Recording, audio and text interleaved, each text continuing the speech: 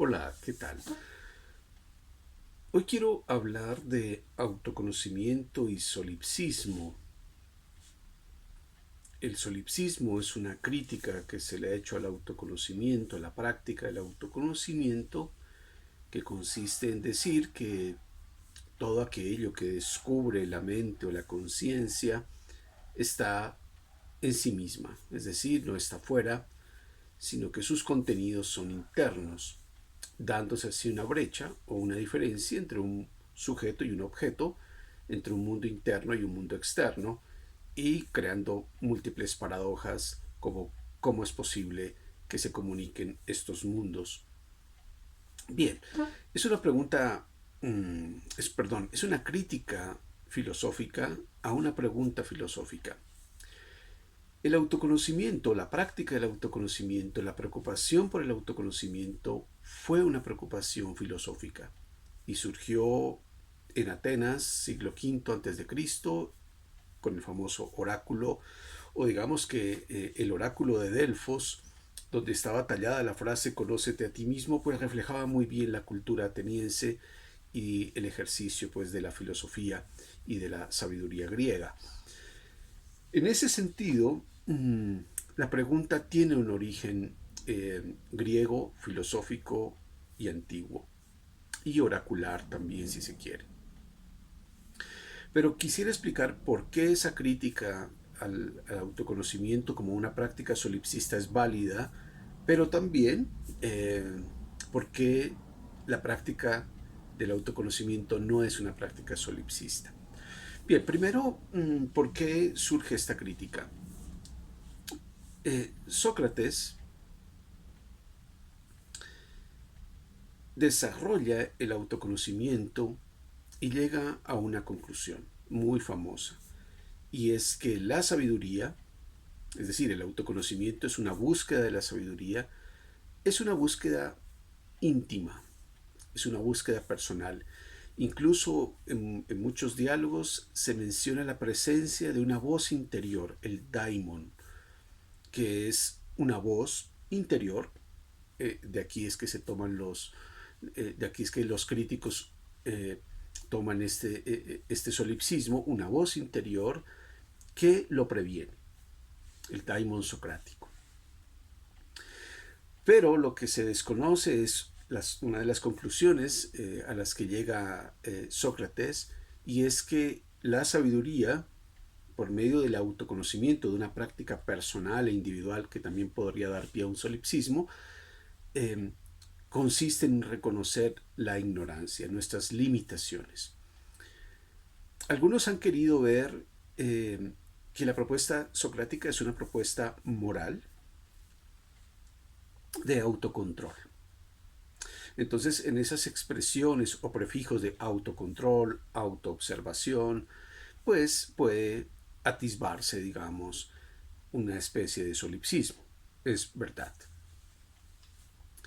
Ahora, más aún cuando Sócrates menciona el dar a luz, ¿sí? El dar a luz, la sabiduría, el conocimiento, es un dar a luz algo interno. La sabiduría no es algo que se impone sobre los demás, como de pronto harían otros filósofos, incluso Nietzsche, en su voluntad de poder.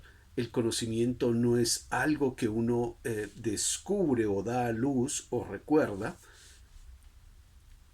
la famosa anamnesis de Platón, sino es algo que se impone, una voluntad de poder que se impone sobre la naturaleza y sobre los demás seres.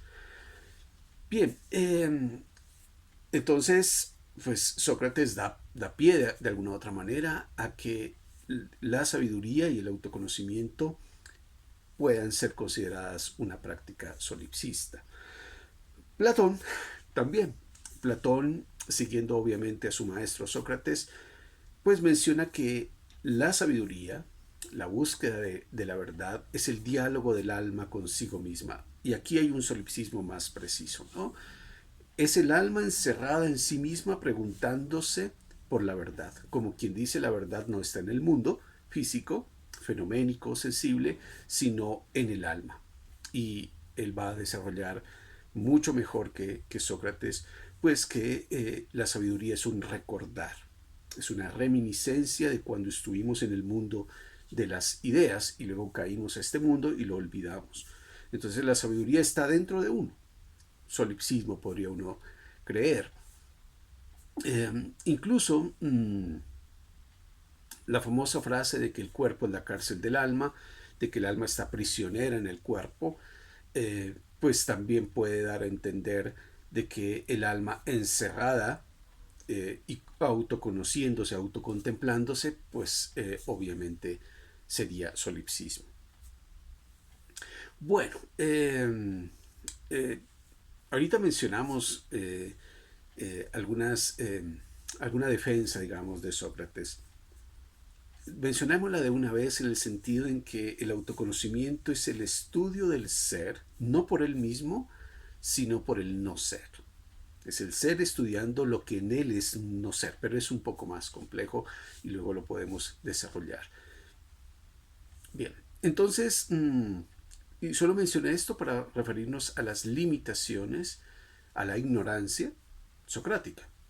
Es decir, el autoconocimiento es el estudio de nuestra propia ignorancia. Ok, bueno, Aristóteles obviamente se desliga de Platón eh, y el autoconocimiento, si se dan cuenta al final de la metafísica, es puesto en Aristóteles como un autoconocimiento cósmico. Al final de la metafísica, Aristóteles menciona que lo divino está en constante autocontemplación.